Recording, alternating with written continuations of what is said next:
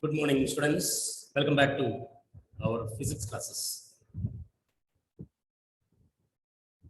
So during the last classes, we were talking about the laws of motion. We have seen first law and second law. First law is termed as the law of inertia, and the second law is termed as the law of force. And from the second law, we got the idea about what is a force and how you can measure a force. And we have stopped with impulse of a force or an impulsive force. So impulse of a force is calculated as the change in momentum. We got impulse of a momentum as change in momentum. So momentum is somewhat related to movement. Momentum is the only property or the property only possessed by moving objects. Momentum is the property possessed by only moving objects. Hence, if you are applying a force on a system, how that system reacts to that force, or how that system reacts to the source which provides that force. That's the question. So that question is answered by the third law. When a source applies a force on another, that another system, how it responds to the source which is exerting a force on it. That is Baselish. So Newton found that, or Newton inferred that, or he concluded that every object, when it exerts a force on another, it gets a force back. And that will be very equal to the applied force.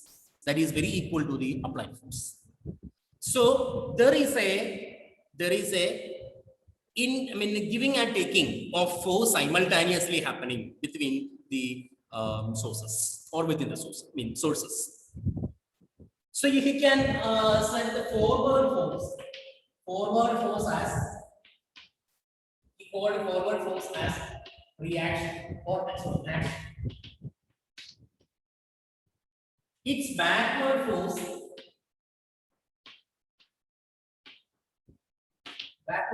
is termed as reaction.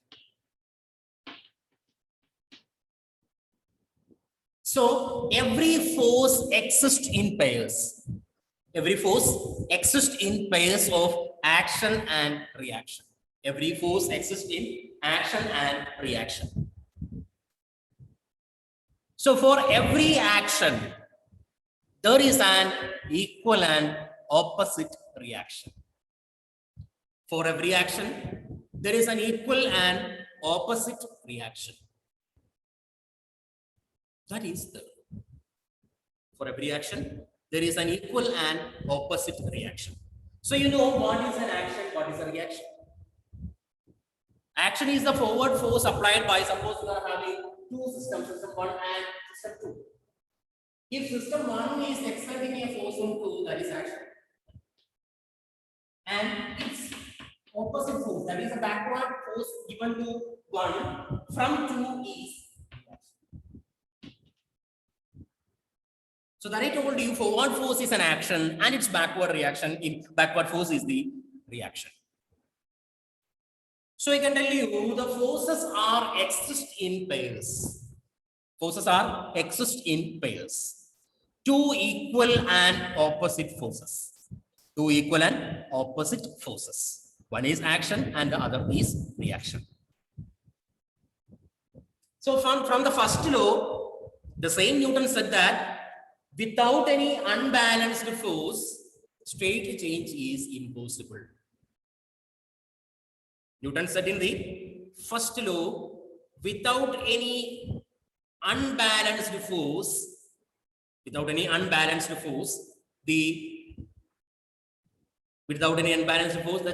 state change is not possible. But the same Newton saying in the third law, for every action there is an equal and opposite reaction. That means forces are exist in pairs of equal and opposite. And we have already seen when two equal and opposite forces are there, they are making balanced forces. When two equal and opposite forces are there, they generate a system of balanced forces. So every force in the universe is accompanied by a reaction. So they are equal and opposite. They are equal and opposite. And so they constitute a balanced system of forces. Then how the state change is possible in the universe?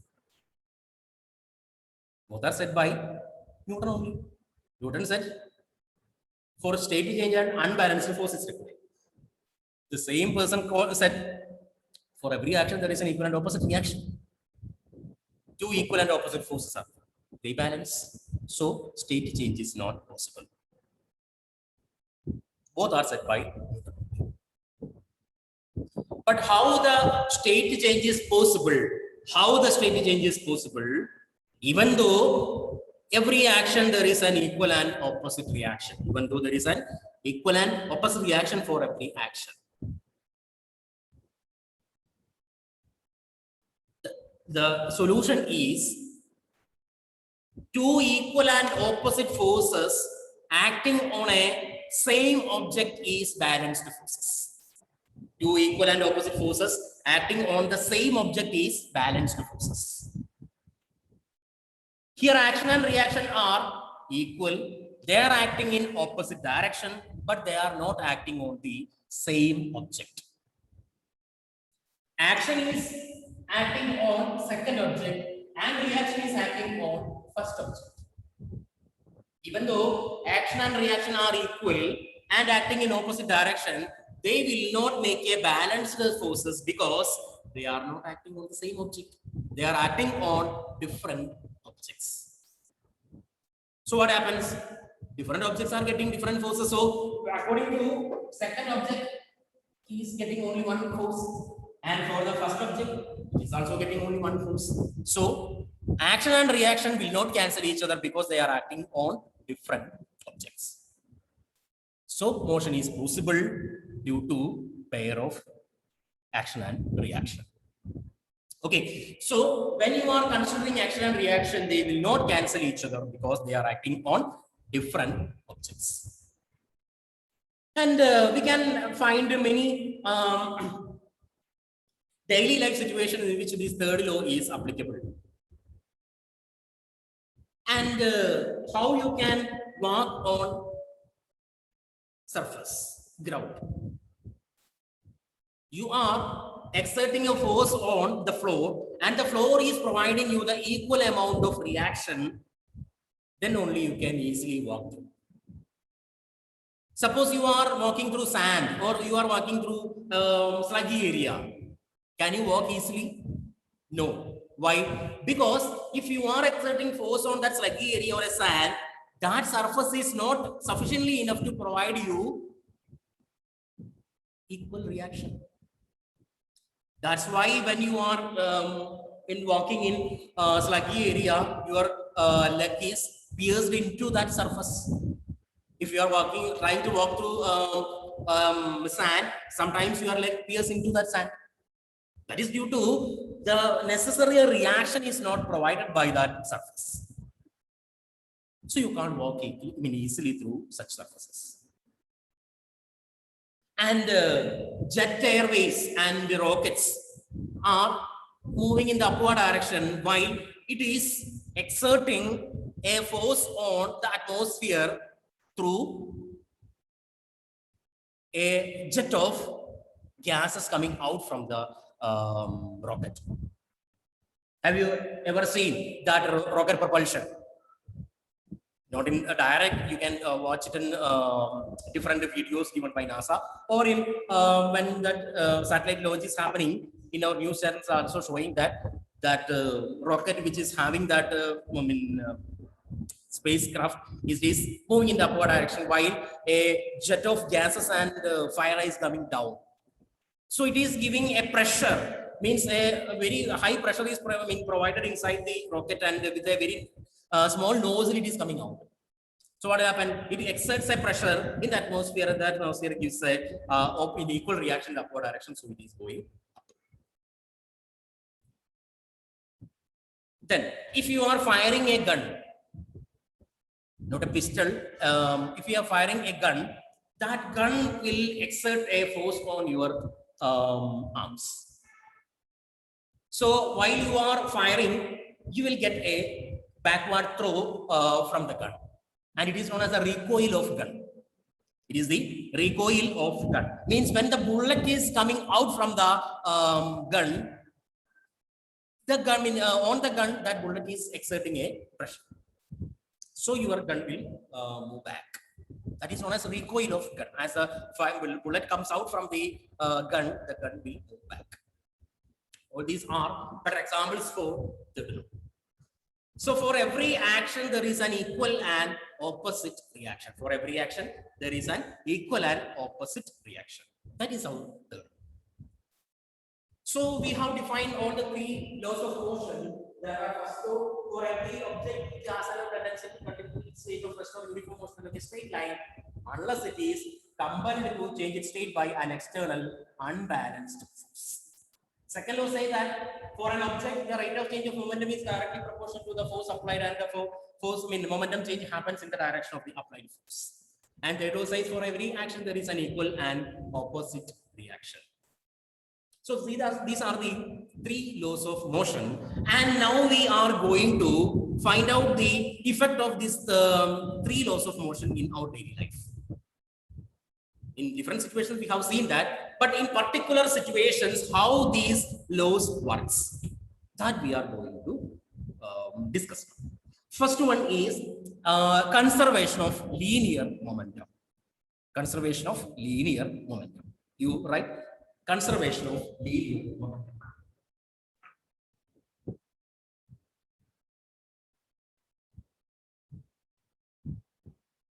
Conservation of linear momentum. The statement you write now, in the absence of an external force, in the absence of an external force,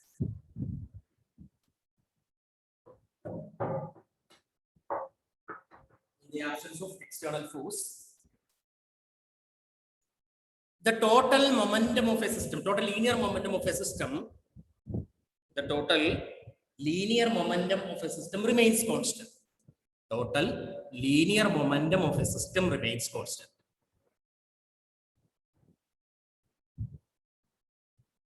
Total linear momentum of the system remains constant.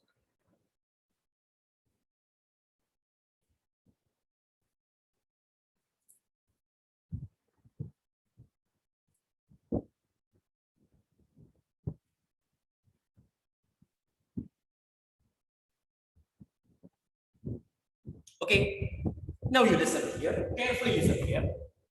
Suppose we are having two objects in a system, which is having a mass m1 and m2. So they are having their own momentum because they are moving inside the system. So they are having their own momentum P1 and they are having their momentum P1 and P2. For a time delta T, two forces are acting on them. That is, F1 is the force acting on M1 and F2 is the force acting on F2. We don't know the nature of that forces, whether it is internal forces or external forces, that we are not defining. We are saying that F1 and F2 are the two forces acting on these two objects, M1 and M2. Situation is clear now? Two masses are there, M1 and M2. They are having their own initial momentum P1 and P2, and for a delta T, forces F1 and F2 are acting on it. Then, if a force is acting on that object, what will happen to their momentum? Whenever there is a force acting on a system, then their momentum changes. So delta P1 is the changing momentum for the first particle, and delta P2 is the momentum change for the second particle. Delta P1 is the momentum change in the first particle, and delta P2 is the momentum change in the second particle. Individual particles I am saying. Okay. Initially, P1 and P2 are the moments of M1 and M2. P1 and P2 are the moments of M1 and M2. So when you are observing outside the system, when you are, observing outside the system, total momentum of the system P is equal to P1 plus P2. Isn't it? Suppose you are having two books, and those two books you are kept in the bag. Now, what is the total mass in the bag, which is the sum of the masses of that books inside? Similarly, if P1 and P2 are the two masses, P1 and P2 are the moments of M1 and M2. When you are, looking from outside, the total moment of the system will be what are the moments inside? That is P1 plus P2. Now, what is the changing momentum of the system? Changing momentum of the system, delta P is equal to delta P1 plus delta P2. Delta P1 plus delta P2. And this happens for a time delta T. So delta P by delta T for the system is equal to delta P1 by delta T for the first particle plus delta P2 by delta T for the second particle. Are you getting me? Huh? I hope all of you are following me. So what is delta P1 by delta T? Rate of change of momentum for the first particle. What will be that? That will be equal to, according to Newton's second law, that will be equal to the force acting on the first particle. According to Newton's second law, rate of change of momentum is equal to force acting on that. So delta P1 by delta T is equal to F1, which is equal to F1. Similarly, delta P2 by delta T will become force acting on second particle, which is the force acting on second particle that we have already defined as F2. So F1 plus F2. You just go to, and if you find any difficulty thereafter, no chance at all, because all these things we have already defined. Okay, so F1 is the force acting on the first particle. F2 is the force acting on second particle. Okay, but these forces possess possibilities. F1 can be internal, F1 can be external. Similarly, F2 can be internal, F2 can be external. So F1 you can take it as F1 internal plus F1 external. What is the external force acting on first particle? What is the internal force acting on the first particle? Sum of that is F1. Similarly, F2 can also split into internal component as well as external component. So F1 you can write it as F1 internal plus F1 external plus F2 internal plus F2 external. F1 and F2 are having its internal component as well as external component. Possibilities are there.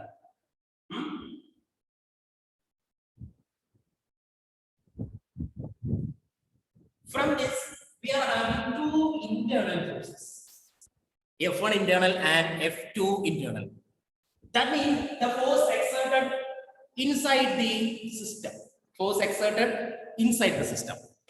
So all F1 internal means internally what is the force exerted on M1. F2 internally means what is the force exerted on M2 internally. Are you okay? So who can exert a force on M1? Only two particles are there. So obviously M2 only can exert a force on M1 internally. In the opposite sense, internally M2 will experience only a force from M1. So we can say that M1 exerts a force on M2 internally, M2 exert a force on M1 internally. They are in action reaction pair. They are in action reaction pair. So F1 internal and F2 internal both are acting in the same same magnitude but in the opposite direction. So they will cancel. They will cancel. When you are observing from outside only, they will cancel off. Otherwise, they will not cancel off because they are acting on different objects. So F1 internal and F2 internal are cancelling. So delta P by delta T is equal to F1 external plus F2 external. F1 external plus F2 external. That is external force acting on M1 plus external force acting on M2, which means that is the total external force acting on the system. Because no other particles are there. External force acting on M1 plus external force acting on M2 means that is the total force externally acting on the system. So we can say that delta P by delta T is equal to delta P by delta T is equal to F external. Total force external. Total external force acting on the system. Okay. So what is delta P by delta T? Delta P by delta T is the rate of change of momentum for the system. Rate of change of momentum for the system, which is equal to external force acting on the system. Simple. So when we are saying that, suppose F external equal to 0. No external force is acting there. F external is equal to 0. F external equal to 0. Then delta T by delta T equal to 0.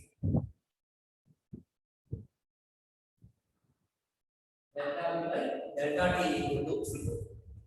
That is derivative of momentum with respect to time is 0. We have already seen that in the general rules in differentiation, differential of a constant is 0. Differential of constant is 0. So here you are taking the differential of P. If differential of P is 0 means P is a constant, which means the momentum P equal to a constant. Momentum P is equal to a constant. When F external equal to 0. Now you go back to our statement. What our statement says? Our statement says the rate of change of, in the absence of an external force, the momentum of the system remains constant. Have you proved that? Have you proved that? If F external is equal to 0, external force is acting acting is 0, then the momentum remains constant. The momentum remains constant. That is the law of conservation of linear momentum. Very important result or very important law in physics. Law of conservation of linear momentum. Law of conservation of linear momentum. Okay? You just go through. From the beginning, from the statement and the system, then P equal to P1 plus P2, then already you can, you have to relate whatever you are writing with the system, what you have defined in the first case. Okay, you guys just go through, and if you find any difficulty, you can ask me.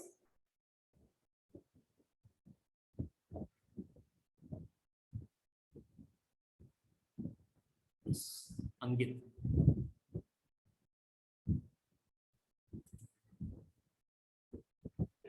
Morning, sir. Morning.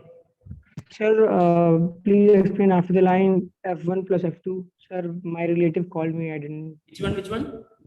Sir, from the line F1 plus F2. Sir, on the blackboard you have written. Here. Yes, sir. F1 and F2 has its internal component as well as external component. Which means F1 you can write it as F1 internal plus F1 external. Similarly, F2 also. F2 this side. Hmm? Sir, please explain from there only because my relative called me. I was busy in that. I'm not clearly hearing you. Sir, please explain from there. then internal forces are getting cancelled. Then only external forces are remaining there. So delta P by delta T, that is left hand side from the beginning, that will be equal to F1 external plus F2 external. So only external forces are remaining there. If the external force is 0, delta P by delta T will become 0. Derivative of a constant is 0. I mean, derivative of something is 0 means that something should be a constant. So here derivative of momentum is 0, which means momentum is a constant. Clear? Yes.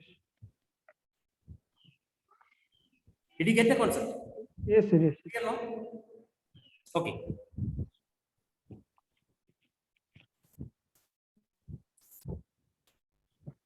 Utkarsh.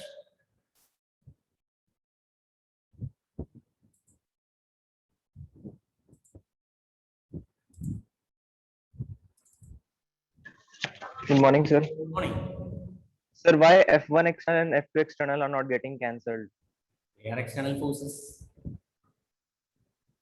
Why F1 internal and F2 internal are getting cancelled? Why you are not asking that? Why internal forces are cancelling? Because they are action and reaction pair. Okay, but external forces we can't say that whether they are acting in the same direction, whether they are acting in the opposite direction, that we are not knowing. Yes, sir. Okay, so external forces, there is a chance of remaining there, but still internal forces are cancelling since they are in action reaction pair. Okay, sir. Here. Then go through.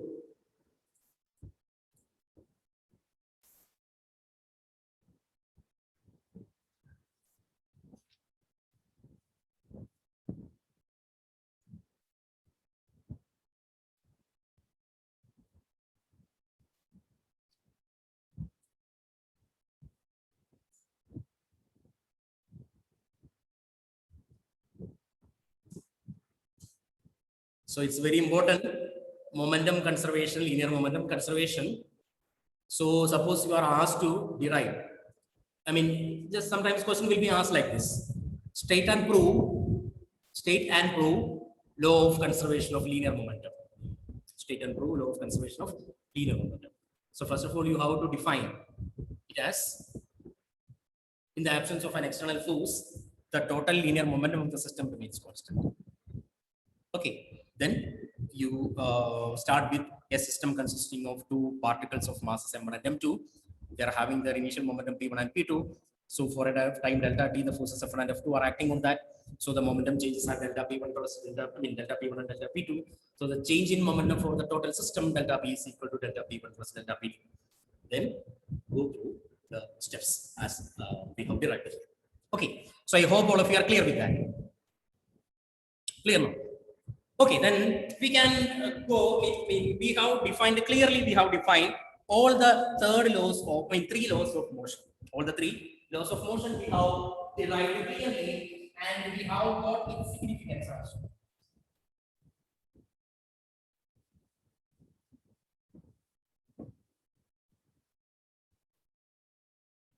So, among the three laws of motion, which one is important? What do you feel? Among the three laws of motion, which one is important here? More importance to which? Gauri Pandey, what do you feel? Which one is important here? Yes, unmute yourself. Yes. Yeah. Yes, sir. Which law is? So can you please repeat the question? We have defined three laws of motion here. Yes, sir. And which one you find more important? So the second. Second one. Very good. Why you feel that? Yes, sir. Why do you feel like? Because we can, derive all the rest of the two from the second one. Other two We can laws conclude can to both be derived from the first one. Sorry, the second. from the second one. Okay, very good. So, as Gauri said, The second law is a real law. Second law is a real law. How you can, or why you can say that second law is a real law? Because as she said, other two laws can be derived from second. Other two can be derived from second. I will show you. We have got from second law we defined force. From the second law we defined force. So force F is equal to mass into acceleration. I already told you a state change you can sense with a velocity change. We have already discussed about that. A state change of a system can be identified by a change in state, or a state change can be identified by velocity change. If there is a change in velocity, there will be an acceleration. If there is no acceleration, means there is no state change. If there is no acceleration, means there is no state change. So if they are saying that if f is equal to 0, if f equal to 0, a should be 0. F is equal to 0 means m cannot be 0. So a equal to 0. What it says, if a is equal to 0 means there is no velocity change. There is no velocity change means there is no change in state. Why or how or when? When there is no force acting. If there is no force acting, f is equal to 0, no state change. No state change. What first law says? First law says every object will continue in its state of rest or uniform motion. That means every object will continue in its own state until it is acted upon by an external force. Which means if there is no force, there is no state change. That is said by first law. That you can get from the second law itself here. So if there is no force, no acceleration. No acceleration means no state change. So you can come to first law from second law. You can come to the first law from second law. And you can come to the third law also from second law. Suppose two objects are having their momentum v1 and v2. And they are acted upon by a force. So their momentum changes delta v1 and delta v2. They are colliding each other. At the time they are colliding, they are in touch. No other forces are acting on that object. So we can say that delta P1 plus delta P2 equal to 0. That is change in momentum equal to 0 since there is no force acting on that at the time of collision. When the objects are colliding each other, they exert force on each other and no external forces are acting there. So delta P1 equal to delta P2. So delta P1 by delta P2 means, or delta P1 by delta 2 plus delta P2 by delta 2 equal to 0. What is delta P1 by delta 2? That is F1 plus F2 equal to 0. What it says? It says force acting on first object is equal to force acting on second object, but they are acting in opposite direction. So when two objects are colliding, 1 and 2 are colliding, F1 will experience a force into F2, that is F1, and M2 will experience a force from F1, that is F1 and F2 are equal, but they are acting in opposite direction. That is, they are acting as a pair of action and reaction. They are acting as action and reaction. Action and reaction are equal but acting in opposite directions. That is proved here. So that is the third law. Third law also we have defined from the second. That is why we are calling the second law is a real law. Second law is a real law. Since we can get the same result that we have defined in first law and third law from second. That is why we are calling second law as a real law. So as our Gauri said, second law is important among the three, but at the same time we can't deny the first law and third law.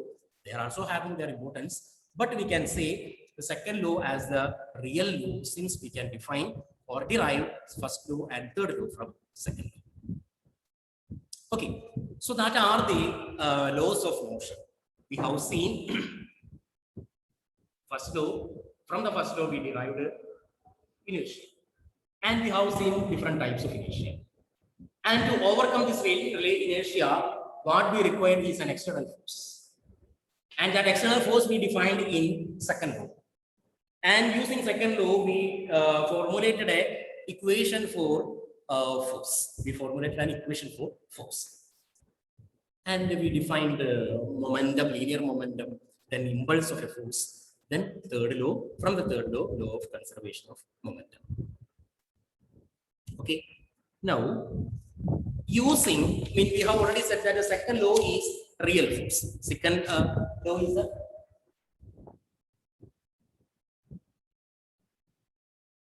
second law is the real law. So, in some, see, what is the importance of second law actually? Importance of second law actually is not that we can derive this first law and third law from second law, but instead it is having a focus on the state change of the systems. Whether a system getting accelerated, whether a system getting decelerated, whether there is a state change, all these can be inferred from second. All these can be inferred from the second. So you can find out the acceleration of a system using second law. We can find out the acceleration happen to a system using second law. So here we are going to use the second law for finding the acceleration in some practical situations. In some practical situations, what will be the acceleration to that objects? That we are going to discuss. When we are going to the examples, it will be more clear. We are going to calculate the acceleration in different practical situations. First case is, suppose you are having a table. What is table apron below is? On the table, we are placed a wooden block. It is having a mass. It is having a mass. When it is placed on the surface, any forces are acting on that object. Is there any forces acting on the object? Obviously, two forces are acting. One is its mass or its weight. mg acting in the downward direction. mg acting from the downward direction. Another force is its reaction. And actually, I mean, normally or usually it is termed as normal reaction. Why it is called a normal reaction? Because that force is acting in a direction perpendicular to, listen carefully, that normal reaction is acting perpendicular to the plane of contact. Perpendicular to the plane of contact. So here this is the plane of contact. See, this is the plane of contact, which means the space through which the object and the table is in contact. That is the plane of contact. Normal to that, a reactionary force is acting, that is normal reaction. Remember, R is the reactional force of mg. R is the reactional force of mg. Both will action and reaction. So they are acting in equal magnitude but in the opposite directions. So if you are placing that object on the table, no other forces are acting there. No other forces are acting there. Now you are pulling this with a force. So that object slides over the table. That object slides over the table. So it gets an acceleration along the direction of force. It is getting an acceleration along the direction of force. So you can say in vertical direction mg plus r equal to 6. Why? Even though and r is acting in the upward direction and mg acting in the downward direction, two forces are acting, there is no acceleration in vertical direction. Even though there is no, even though the two forces are acting in the vertical direction, no displacement or no acceleration is there along the vertical direction. So we can say mg plus r equal to 0. And mg plus r equal to 0 means actually it should be taken as mg minus r equal to 0. Why? Because mg is acting in the downward direction and r is acting in the upward direction. So mg minus r equal to 0. So mg is equal to 1, which means weight and normal reaction are equal in vertical direction. In horizontal direction, applied force is F, its mass is M, and its acceleration is A. So the acceleration A is equal to F by M. Okay, so this is the acceleration of an object when it is slided over a horizontal surface by a force F. When it is slided over by a force F. Remember, this force is acting parallel to the plane of contact. Force F is acting along the same direction as that of the plane of contact. Suppose in the second case, you are having the same object, but you are acting a force or you are accepting a force in the particular direction like this. Suppose you are rolling it, our rolling suitcase up. You are not rolling it in the horizontal direction. You are making that handle in a slanted direction and you are sliding it. So the force is acting like this. Again, mg is acting in the downward direction, r is acting in the upward direction. And we have to check whether any other forces are acting in these directions. Suppose this force F is acting in a direction, making an angle theta with the plane of contact. So this F has its two components. F cos theta component is along the direction of movement. Suppose it is moving in this same direction. It is acquiring a acceleration in the horizontal direction, even the force is not in the same direction. And this F sin theta component is acting in the upward direction. So we can say that mg minus of r plus F sin theta equal to 0. Because no movement at all in the vertical direction. So we can say that mg is equal to r plus F sin. Is equal to r plus F sin. Okay. Now, which force is responsible for the acceleration? It is not F, but the cos theta component is acting along the horizontal direction. Acceleration is also in the horizontal direction. So we can say that F cos theta equal to F. So A is equal to F cos theta. A is equal to F cos theta divided by F. Is it clear? In both the cases, situation is clear. Situation is same, but only one difference is the direction of applied force. In the first case, you are applying the force along the direction of plane of contact. Here you are applying a force in the direction, making an angle theta with the plane of contact. That is the difference. Okay, here we are all the forces acting along the horizontal direction. Here only cos theta component is acting along the horizontal direction, and vertically the sin theta is acting along with the normal reaction. Okay. So that's all for today. We will continue with the same. We have to find out the acceleration in many more, some more practical applications or practical situations also. So you just revise it and we will continue with the same in the next class.